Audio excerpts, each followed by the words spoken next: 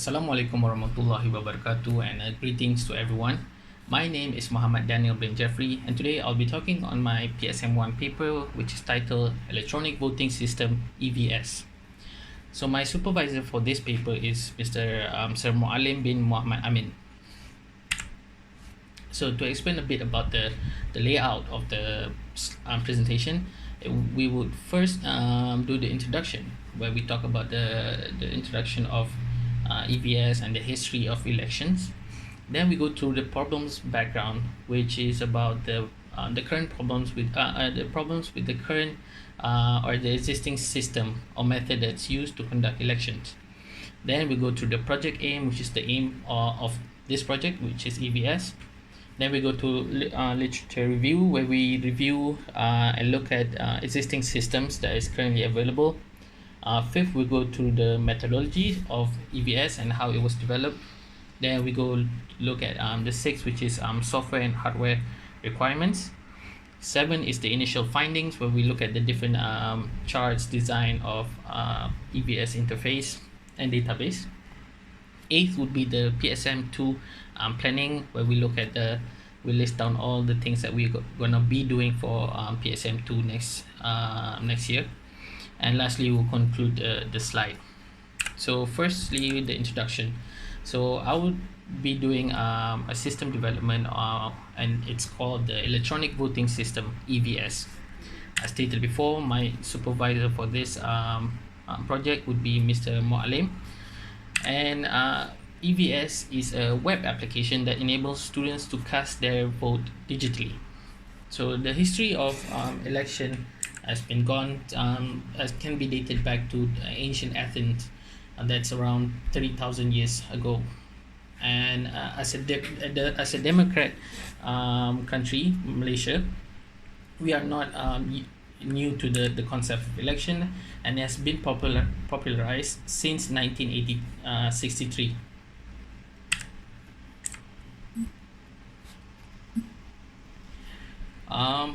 So but that's on a level of okay, continue. So Malaysia has been conducting elections on a yearly basis, whether on a state or on a national level. However, we also do elections at school or university level. For example, UTM do conduct the student representative elections, where we select students to be the representative of the majority of the student. Next, problem background. So to understand the problem background, we have to understand the method or the system that is being used to conduct the elections. So UTM is still currently using the paper ballot method, where the student or the voters have to go to a designated venue and they have to register themselves with a proper ID. In UTM's case, we would use our metric card. Then once we have registered our name, we would given a piece of paper or two with the list of the candidate's name and their position. Then once our name is called, we have to go to the designated voting booth. Then we have to take the name of the candidates that we want to vote for. Now it's important to note that we can only select one candidate per position. Now once we are done, we have to fold the paper and then slide it into a box, and then we have to exit the venue. Now this method is still being used because it is simple. The process of conducting it is very simple and straightforward. However, there are some disadvantages of this method.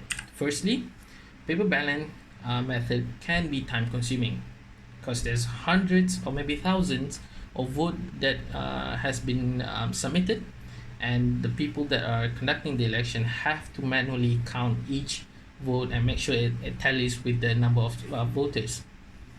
Furthermore, us as the voter have to wait for a long waiting time in a queue. This is because UTM provides the voting time for students during breaks and lunchtime only. So many students would go to that specific venue at the same time, making it forcing us to wait a long time in the queue. And lastly, because of that, it could potentially demotivate some potential voters from providing their votes for the elections. So this would definitely impact the performance of the elections, as not many eligible voters are willing to go and cast their vote. Okay, next, Project AIM. So the aim of this project is to design an electronic voting system that enables a more systematic and secure application to cast vote electronically.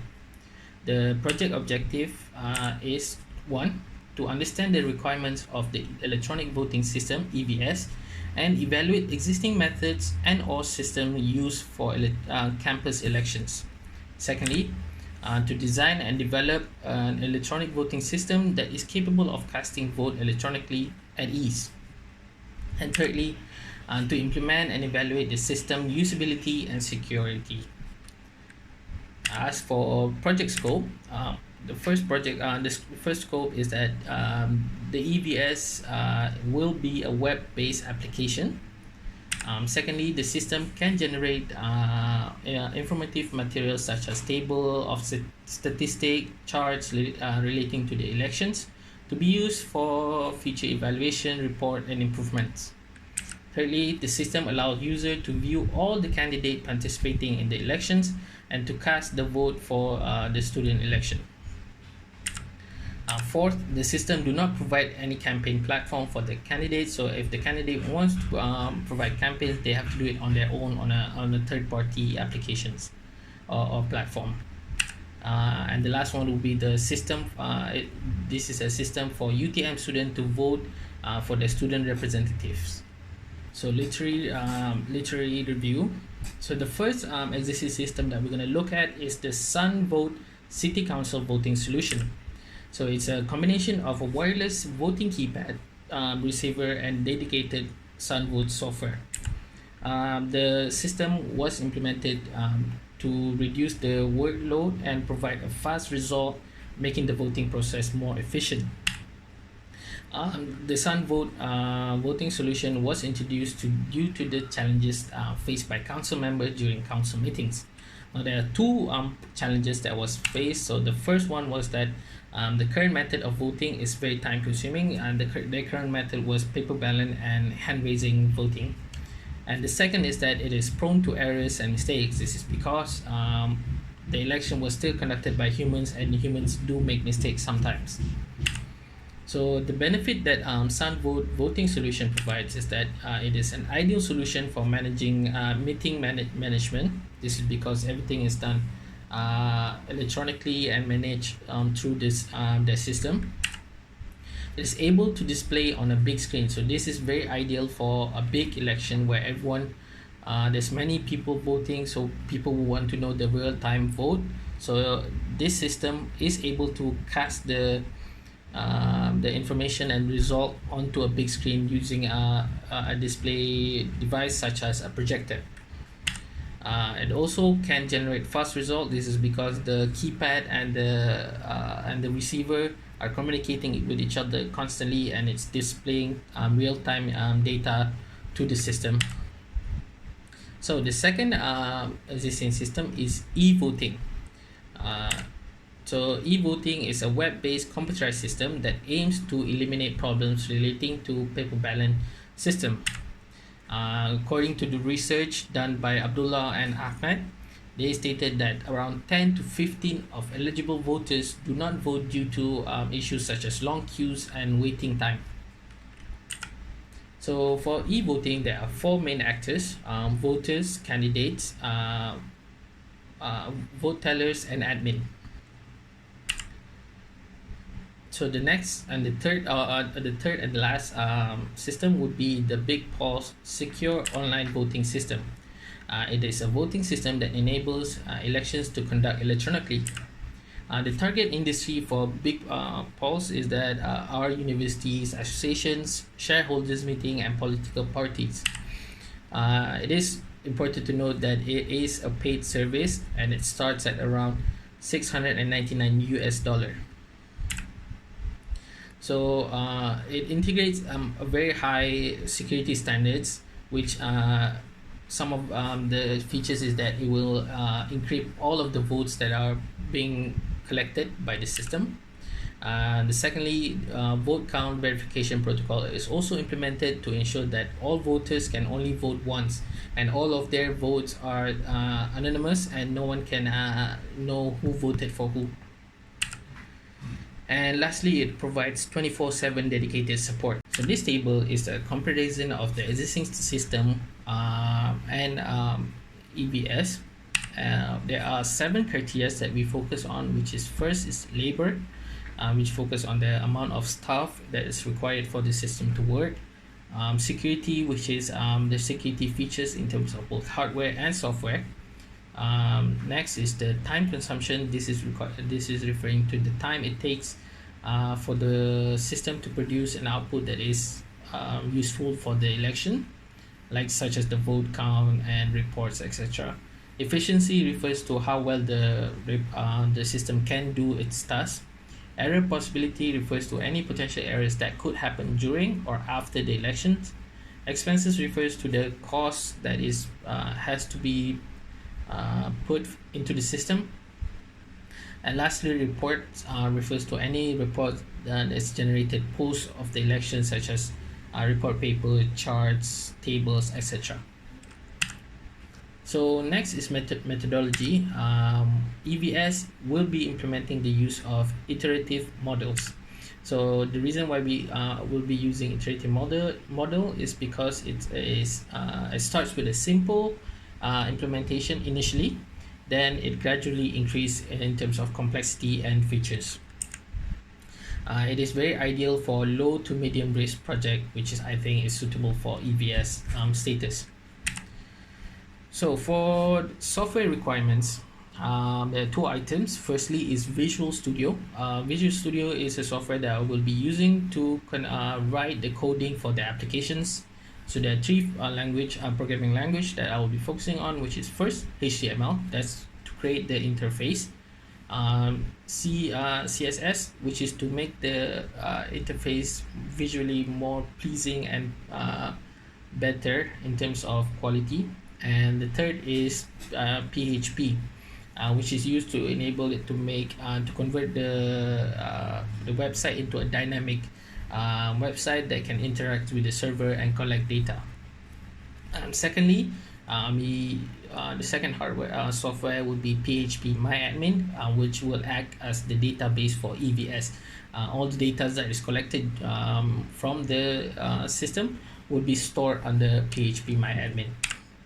So as in terms of hardware, we first need a computer, and the computer is used to develop the coding and use it as a testing platform for the applications. Then we also need a smartphone to simulate the experience of voting on a smaller device with a smaller display screen. So we would be able to know if the system can be scaled down and it can scale properly. So as stated, EVS will be using iterative model as its SDLC, and iterative model has 5 phases. The first phase is planning and requirements. So for this phase, we have conducted research and create a plan to understand what is needed and how it will be implemented. Then we identify the hardware and software requirements of the system. Then we also identify the problems background of the current system of voting for student election in UTM. And lastly, we identify and understand other existing system available. So the second phase is analysis and design. So first we have selected an appropriate approach or methodology for the proposed solution for our system. Then we also have developed a design for the system interface and database that's suitable for its requirement. The iterative model is the chosen methodology for designing EVS as stated before. So the third phase is implementation. For the implementation phase, we will be focusing on front end and back end of the software. Writing codes would be the back end part of it, and recreating the design of the interface based on the prototype is the front end part. Fourth phase is testing. So a series of testing will be conducted to ensure that the system is performing as intended and discover any potential errors or bug that may affect the system. So all of this bug has to be removed and corrected before releasing it to the public. Lastly, the fifth phase will be evaluations. So we'll be conducting evaluation of the system, and so that it enables the developer to examine the quality of the project and identify any improvement for the future. So next is the system design. So the overall design of the EVS is as shown on figure EVS system design. So this figure represents the steps of the user must do to cast their vote. So we first start with accessing the website. Then we have to log in. So for first time user, you will have to enter a PIN that is going to be sent to your email. Now once you have successfully entered your PIN, you will be able to access the candidate list from the website. Then once you have known the candidate, then you can go to the voting page. From there, you would have to cast your vote by clicking on one of their names on the button beside their names. And lastly, click on submit a vote, and that's it. Okay, this is the first page, which is the login page. This is what the user will see once they access the EVS. So for first time user, they would not have a username or password, so they would have to click on sign up. Once they click on sign up, they would see this page where they have to fill up all the information that's needed by the system. Then they have to press create to create the account. Then this system implements two-step verification. So the verification code will be sent to the email that has been registered during the creation of the account. Once the verification code has been entered, then they can start using their account. So they have to enter the username and password. Notice that the password is substituted as asterisk instead of characters. This is done for security purposes. Then they can view the user can view their profile. Now it is important to note that there are a gray text and a black text. So the gray text means that it cannot be modified by normal users, so non-super user. Whereas black text, like the password, can be modified by them. So to do that, they can just press edit.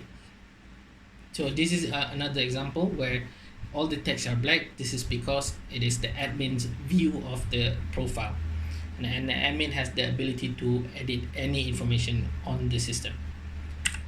So if the normal user press edit, they are given the chance to change their password.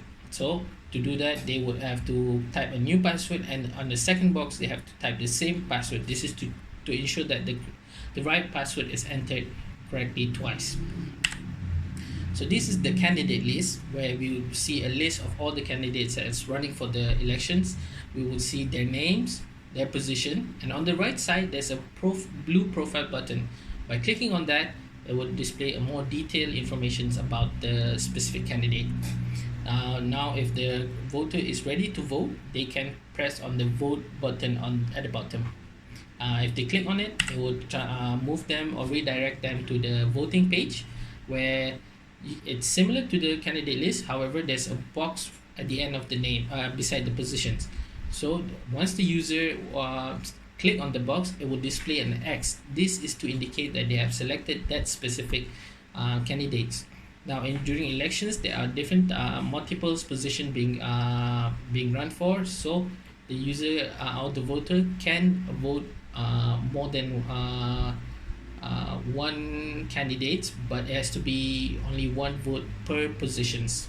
So in terms of in this example, we can see one vote for president, and the other one is vote for secretary. Then they will have to press submit to confirm their vote. Now if they click on submit, the first pop-up box will appear saying that, are you sure the candidate your candidate selections? And if they press yes, another pop-up will say your vote has been submitted, thank you. So this is a page that is for the candidates. for them to apply as a candidate. So they would have to fill in all the information and click on apply. So this information will go into the system under applications, and the admin would be able to verify their names and details and add it into the candidate list. So similarly, the admin can also add candidates directly by themselves if needed be. And also it's important to note that under position there's a black box where a specific set value like president, secretary is being added. So all they have to do is just click on the drop box and select the position running for, and also they can upload the picture of the candidate. So this is the page for the vote results. So we can see in real time the candidate's name and the position, as well as the total amount of votes that has been collected. And another one is the voters list. This is specifically for the admin's view. So that's why we can see the ID. We can also see the ID, date of birth, email, and password. Of course, password is being asterisk. This is for security purpose, but the admin can view the actual password if need be. So next is the database interface. So we'll be using, as stated, we will be using PHP as the database. So EVS, every data that is collected by EVS will be stored in PHP-MyAdmin. So this is the ERD or entity relationship diagram, which represents the relationship between entities stored in the database. So we have entities such as student, candidates, manager, admin, as well as vote and candidate list entities. And also important thing to note is that there's a primary key that is set. So the primary key will indicate that no duplicate value is allowed in the system. So next would be PSM2 planning. So we can see that from the figure Gantt chart for PSM, we have a list of things that we have to do for PSM2. So it is important to note that we'll be starting to develop the actual EVS system for PSM2. Then we also have to do several testing during this time period to ensure that the system is working as intended. And lastly, just before we summarize, we provide an evaluation of all the objective and requirement of the system and identify whether or not we have met it.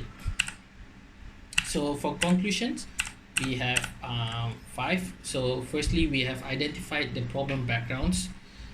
Furthermore, we also have research on existing system. Then we understand the hardware and software requirements of EVS. Then we have selected a iterative model as our methodology. And lastly, we also have designed the interface for the system and the database. Another one, identify the tasks that must be done for PSM2. Thank you very much for listening.